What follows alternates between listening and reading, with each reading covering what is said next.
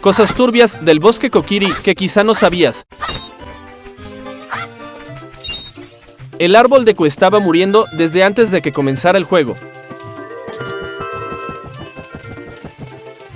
Muchos creen que el bosque perdido transforma a quienes se pierden en él.